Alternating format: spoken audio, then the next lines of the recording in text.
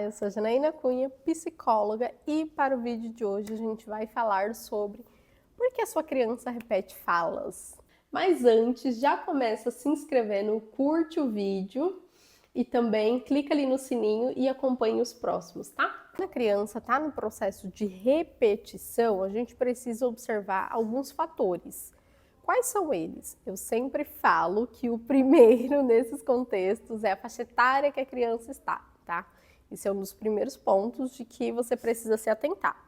A segunda coisa que você precisa observar é se esses contextos de repetição têm algum repertório, se tem um lugar específico de onde a sua criança está tirando essa construção, tá bom? Então, isso também é muito importante você saber. Por exemplo, ela está tirando essa repetição de fala de um contexto mesmo ali intrafamiliar, ou seja, ela está ouvindo das pessoas dentro da casa, ela está ouvindo talvez ali do ambiente escolar e está reproduzindo, ela está ouvindo através de desenhos. É importante você ter essa percepção de onde vem essa repetição.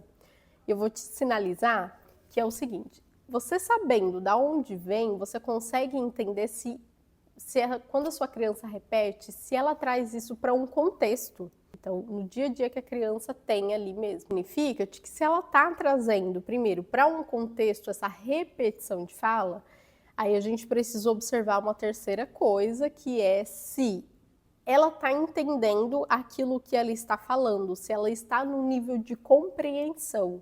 E aí, de novo, é por isso que é importante você conseguir identificar, mapear ali, né, a faixa etária que sua criança está. Que esse processo da repetição, a gente precisa entender o contexto e perceber ali se a nossa criança está tendo um nível de compreensão para essas falas que ela vai repetindo.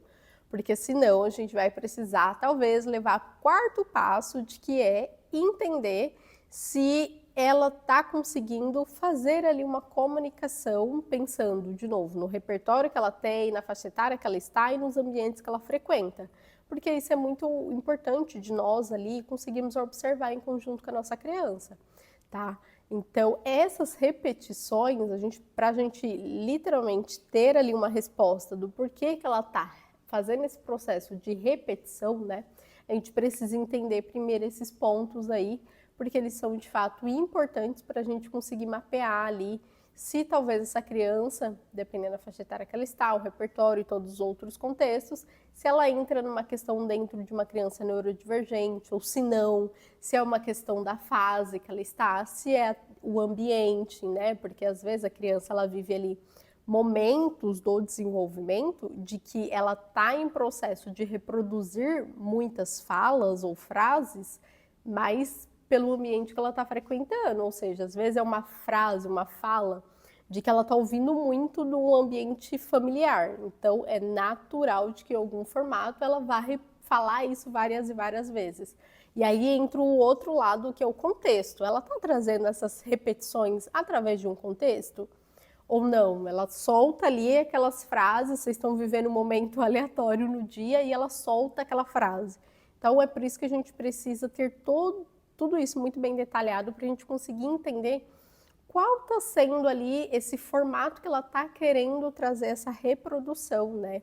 E aí a gente consegue mapear e entender se é fase mesmo do processo do desenvolvimento infantil ou se talvez seria bacana aí, né, levar essa criança para uma possível avaliação, seja com um psicólogo, seja com um fonoaudiólogo, para entender ali essa questão da comunicação, se de fato está tendo uma reprodução, uma repetição muito acentuada, porque aí talvez a gente precisa literalmente de uma investigação, né, algo mais detalhado, mas é importante você em casa já observar esses passos que eu te sinalizei, porque até você indo para essa consulta com esse profissional, você tendo esse tipo de repertório, provavelmente será uma das coisas que ele vai te perguntar ali, que são esses 4 passos aí, para entender esses pontos, para ver se caracteriza ou não, se entra numa investigação futura ou não, para realmente conseguir entender ali esse padrão de comunicação que a sua criança está apresentando.